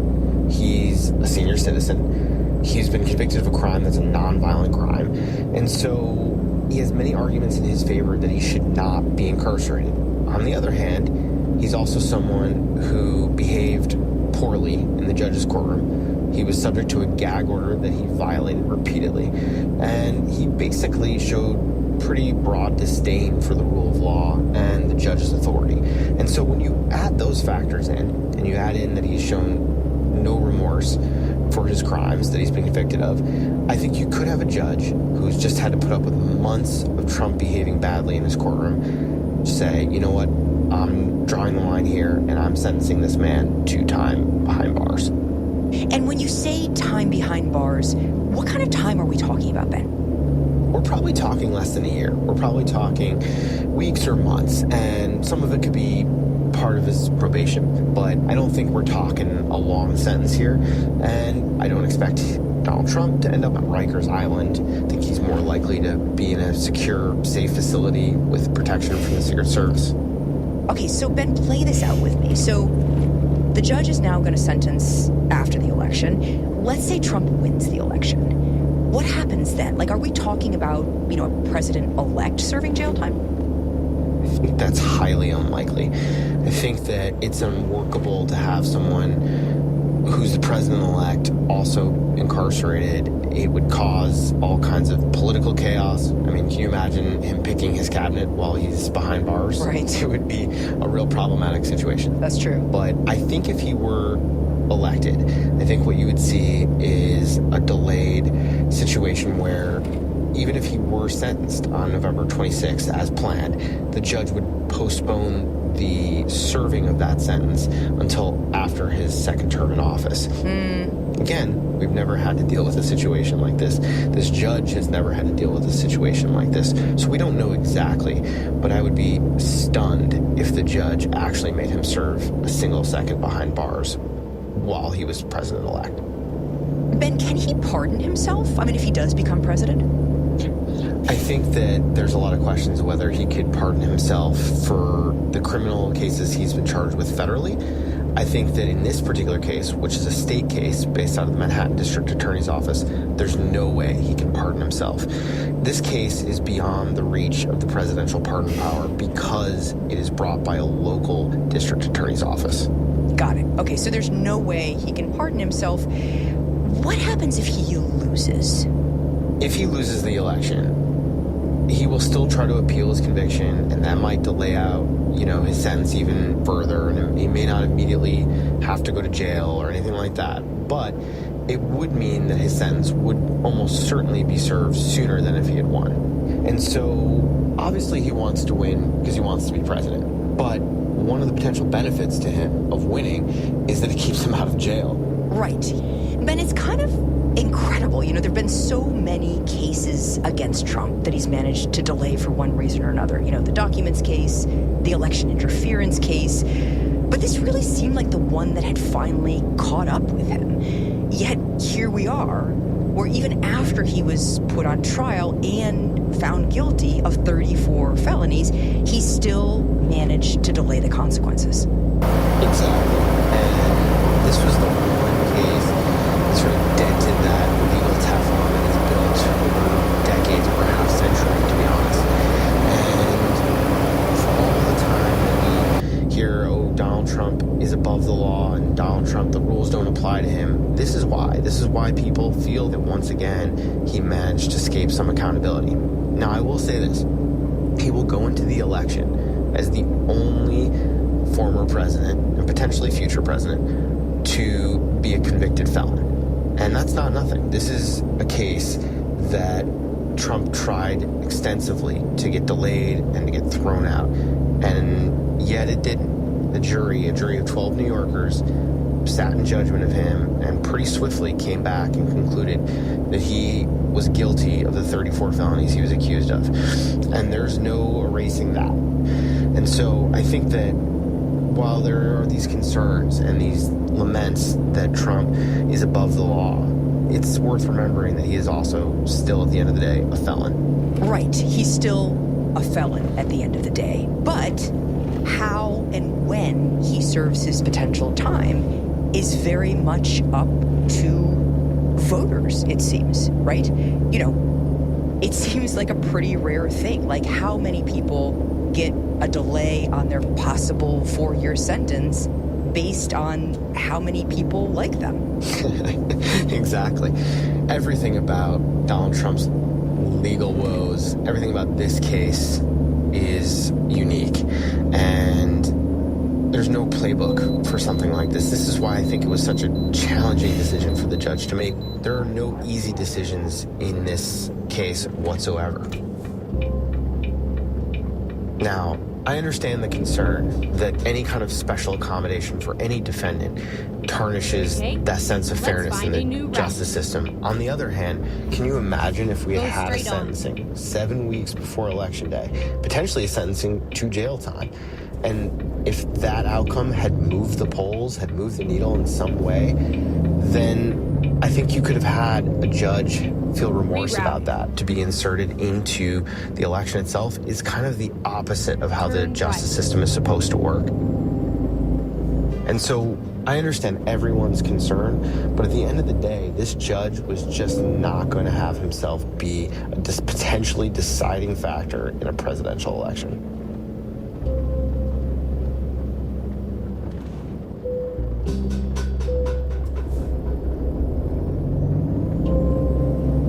Ben, thank you. Thanks so much. Ben Protess is an investigative reporter for the New York Times.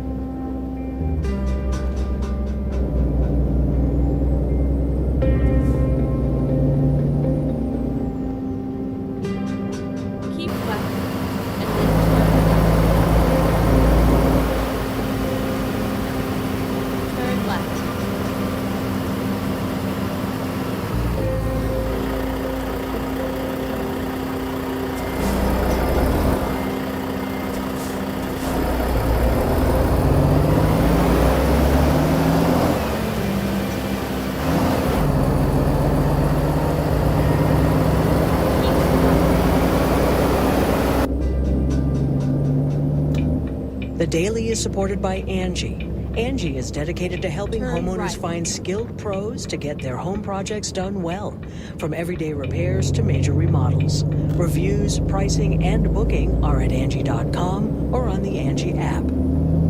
For everything you need to know about the most important stories of the day, you're listening to The Daily from The New York Times, distributed by American Public Media. APM produces and distributes programs that entertain and engage audiences everywhere. The Daily is powered by the journalism of The New York Times and is distributed by APM, American Public Media. You can go deeper into the stories you hear on The Daily by going to nytimes.com/The Daily. That's it for The Daily. I'm Sabrina Tavernisi. See you tomorrow. Support comes from Houston Chamber Choir, presenting the world premiere of Patrick Hawes' The Son of Man, in collaboration with the Houston Symphony, on Saturday, September 21st at 7:30 p.m. at South Main Baptist Church. More at HoustonChamberChoir.org/radio. Support comes from Pearland, dedicated to growing innovative businesses and inspiring families, offering a diverse workforce, modern infrastructure in schools, parks, and more. Details at pearlandedc.com/innovation. Pearland, innovation lives here. Pope Francis arrived in East Timor earlier today and was greeted rapturously and somewhat incredibly by literally half the country. 600,000 people went to Mass. The People's Pope is on a 12-day four-country jaunt through Asia, despite being 87 and in frail health. Well, I think one reason, actually, is to show that he can do it. He wants to show that he's still kicking. But it's not just that Lolo Kiko has something to prove. The Catholic Church in Asia is doing something that you could argue is a modern-day miracle. It's growing. What's more, this trip will bring Papa Pancho geographically closer to a country he longs to visit, but cannot: China. Coming up on Today Explained, the Pope in Asia.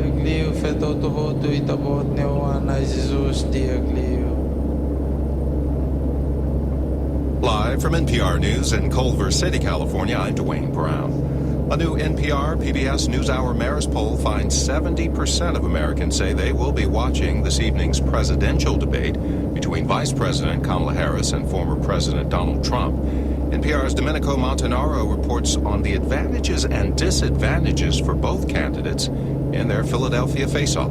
The survey found that voters think Trump would be better to handle the economy, immigration, and the war in the Middle East.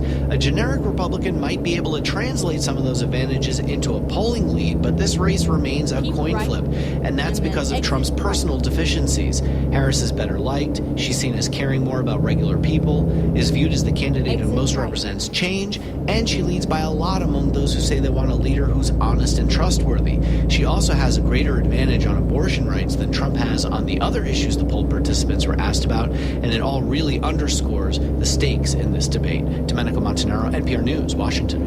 And you can hear that debate coming up right here in about 30 minutes on NPR.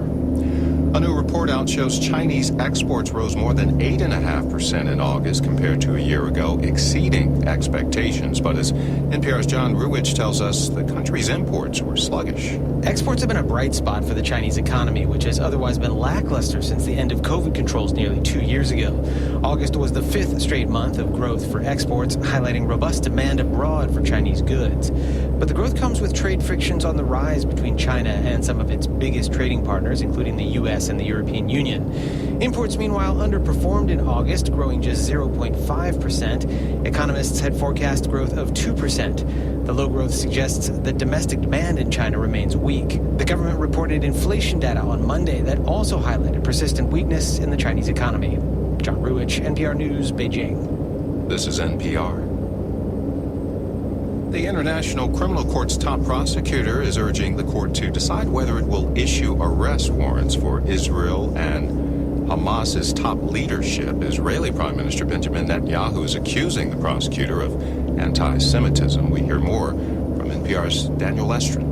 When ICC judges issued an arrest warrant for Russian President Vladimir Putin and his deputy, it took 3 weeks. It's been more than 3 months since ICC prosecutor Karim Khan asked the court to issue arrest warrants for Netanyahu, Israel's defense minister, and top Hamas leaders for alleged war crimes. 2 of the Hamas leaders are believed to have since been assassinated by Israel. Countries have submitted statements for and against the warrants. The ICC prosecutor is calling on the court to make a decision with, quote, utmost utmost urgency. Netanyahu accused the prosecutor of comparing him to the leader of Hamas, and he called that anti-Semitic. Hamas has also denounced the ICC prosecutor's move. Daniel Estrin, NPR News, Tel Aviv. The U.S. and Britain accuse Iran of providing Russia with ballistic missiles to fuel its war against Ukraine. U.S. Secretary of State Anthony Blinken says he's working with allies to ensure there will be significant economic consequences for Tehran's actions. Those consequences now include sanctions targeting Iran's main airline, and allies Germany, France, and the UK are moving to restrict direct flights with Tehran. This is NPR News. There's more to the story at HoustonPublicMedia.org. From in-depth coverage of issues affecting all Texans to informing you about the latest breaking news, we prioritize exceptional reporting that's always available on your favorite device. Join us daily for political news that puts substance over sensationalism and community news that shines a light on voices across Houston and beyond. Anytime, anywhere, there's always more to the story at HoustonPublicMedia.org. Hello Houston is a daily newsletter for the busy person on the go, delivered to your inbox every morning with a quick recap of the previous day and a look ahead at the current day's news. Sign up today at HoustonPublicMedia.org/Hello Houston. Support comes from Houston Habitat for Humanity, offering programs to help Houstonians with affordable home repairs due to storm damage or wear and tear of the home. More at HoustonHabitat.org/NPR.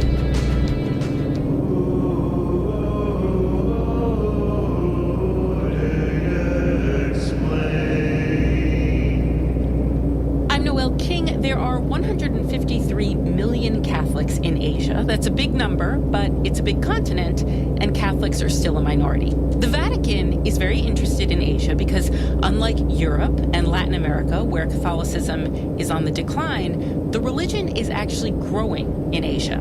To explain the Pope's trip, we called Francis X. Rocca. He's a journalist who's covered the Vatican since 2007. Francis has taken 5 trips to East Asia and Southeast Asia. He's visited 8 countries prior to this trip. John Paul II, who went practically everywhere he could in the world, went to all these countries. But Benedict XVI, as Francis' immediate predecessor, didn't make any trips to East Asia or Southeast Asia. So, let's say that Benedict was very, very focused on Europe. Francis has focused on the rest of the world and certainly on Asia, among other places.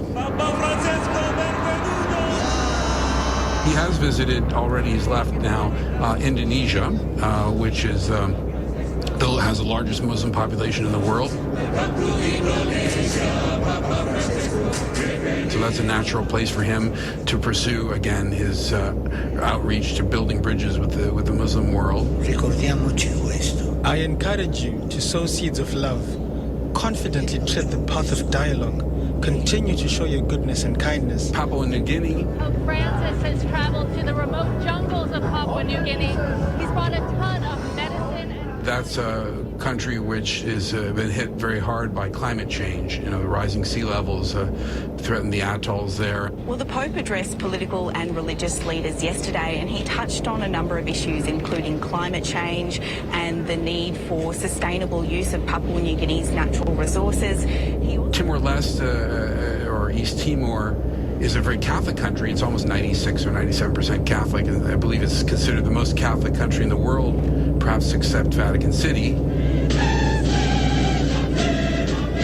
During his speech earlier, Pope Francis also urged Timorese to tap on their faith and the Gospel's teachings to resolve new challenges such as education, poverty, gang violence. I think he'll also, it's quite likely he'll talk about reconciliation, because they have a 25-year occupation by Indonesia.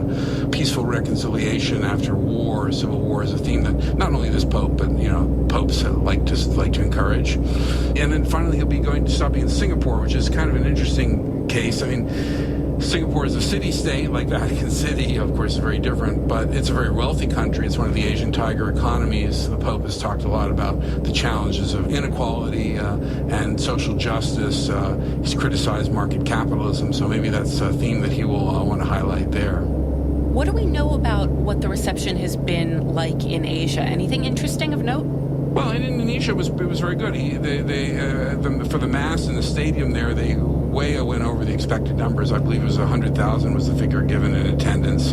You know, for a country that's only 3% Catholic, I mean, that's pretty good. And they had overflow attendance. And there was a touching scene with the Grand Imam of the principal mosque there who, you know, kissed the Pope on the head, and the Pope kissed his hand.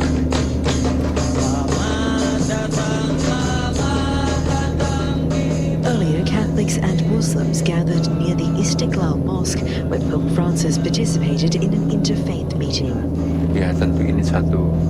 Of course, this is an honor in itself, because we're not a majority Catholic country. We're a country with the largest Muslim majority in the world, but we were chosen for the Pope to come here. So this, you know, is a sort of iconic image of what the Pope likes to call human fraternity, of you know, peaceful coexistence. More than that, with you know, with the Muslim world. He and the Grand Imam signed a declaration calling for, again, you know, repudiating violence in the name of religion, and working against climate change. There's been a lot of talk about the one big country